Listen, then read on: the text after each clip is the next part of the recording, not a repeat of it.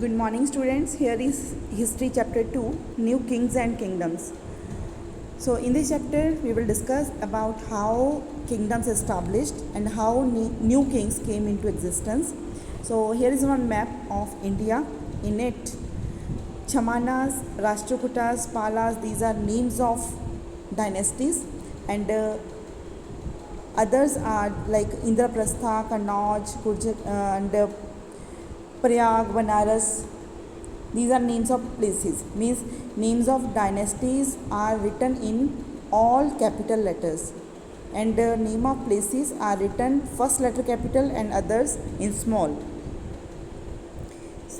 Emergence of new dynasty in 7th century. There were big landlords and warrior chiefs in different regions of the country, and these big landlords were called Samantas, and these Samantas were expected to give gifts to the kings, and they also provide military support to the king whenever the king needed military support.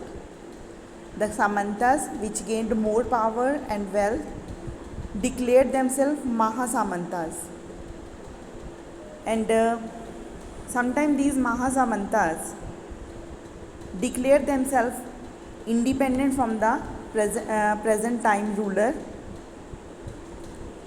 And there was also one dynasty that was called Rashtrakutas in Deccan. They were earlier subordinates of Chalukyas. In the mid 8th century, Danti Durga, which was a Rashtrakuta chief, he overthrew the Chalukya ruler. Means he became powerful and he overthrown Chalukya ruler and became ruler of the place. At that time, there was one ceremony called Hiranyagarbha.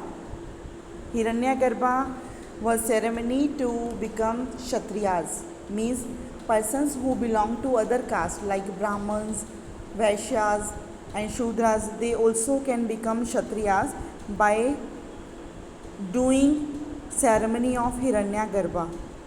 Like nowadays we do ceremony Amrit Chakna to become a Sikh. Same ceremony was Hiranyagarbha. In other cases, men from enterprising families used their military skills to carve out kingdom. Means persons those who were having military skill, they also formed some kingdoms.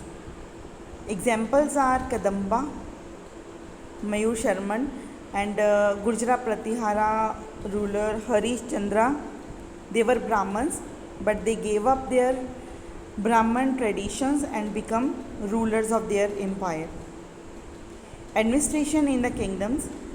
Many of the new kings adopted high sounding titles.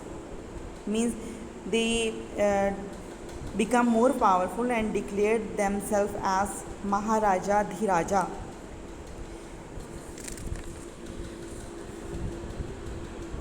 And they obtain resources from the producers.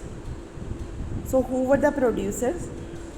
Means person who were producing something like peasants, cattle keeping persons, artisans. They used to produce things, and the ruler used to get money or things as taxes or revenue from them. These resources were used to finance king's establishments and in construction of temples and forts. King also used that money to fight wars. And the functionaries for collecting revenue were recruited from influential families. Means persons from influential families were appointed as officers to collect land revenue or revenue from the producers. And in many cases, close relatives of kings were having hold over important positions. Next topic in it is Prashasti and land grants. Prashastis means something written. It may be poetry, it may be text, means something written in praise of ruler. These prashastis were written by Brahmins in Sanskrit language. So why they do so? When they write prashastis, they get rewards from the kings in shape of land grants. Means Brahmins get land grants from kings in return of these prashastis. And that is picture of copper plates. On these copper plates, inscriptions are written in which mention of land which was provided to Brahmins was given. So these were given as token to the Brahmins.